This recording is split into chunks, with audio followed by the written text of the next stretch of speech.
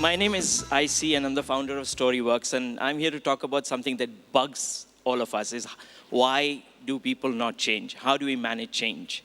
Yeah, people put everything into their work, so security, future, self-esteem, identity. So it's no wonder that when something changes in that environment, it's very unsettling. And that's when we push back. And the pushback comes through something I call anti-stories. What are anti-stories? Anti-stories are stories people have in their head as to why whatever you're saying will not work. Will not work, it's been tried before, we don't have enough time, we don't have enough money. And it's not because they are cynical, it's because they've had a previous experience, which is otherwise. And stories based on experiences of the past are going to be always more powerful than stories that you want to write about the future. Yeah. And these stories, if we don't address, causes the derailment of change. Anti-stories are to change and transformation what kryptonite is to Superman. And the unfortunate thing is, unaddressed anti-stories don't go away. They just walk away to the water cooler and they stay there. And the funny thing about anti-stories is that you can't address anti-stories with assertions or facts.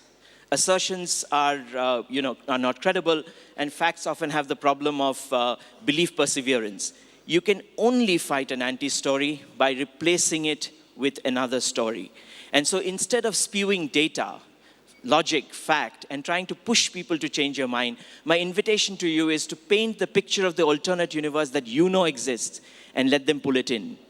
You may not change that person's mind in one go, but surely you'll be able to put a seed of doubt, put the foot through the door. And to do this, here's a little thing that you can use, and I call it the influence story structure. The influence story structure has 3 parts. First, you acknowledge the anti-story. Second, you share a story about the future or the alternate universe that you believe in. And third, you make your case. And what's important is the center has to be a story and not an opinion. Let me give you an example. In the work I do to teach leaders and organizations how to use stories to be more powerful in their communication, I'm sometimes told, I don't think it'll work in my business. And if I say, no, I can tell you it'll work, storytelling works everywhere. Or if I sort of show a lot of data, 20% of my clients are from IT, 14% from media, it doesn't cut ice. Because they look at this list and then they tell me, you know what, my industry is not on your list. And then even if that industry is on the list, they'll say, who are the companies in that industry? I say, we are different. We are not like those people. So that's never going to work. And so I use the influence story structure. I start by acknowledging the anti-story. I say, I can see that you feel that storytelling might not work in your organization. 4 years ago, I met Chetan Tolia. Chetan was the CHRO of Tata Power, and he had asked me to come and tell him about business storytelling. At the end of my pitch, he said, I'm not sure it'll work in my business. A longer conversation about the challenges his leaders face in communication, he decided to do a pilot. And the pilot was so successful that over the next 3 years, we have trained more than 100 people in Tata Power.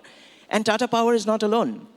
After about 50 workshops across 30 companies in 9 sectors, I can vouch for the fact that the power of storytelling is agnostic to industries. You should try it out. That perhaps will have a better way than if I had tried to push him to change his mind. And that's what I call an influence story structure.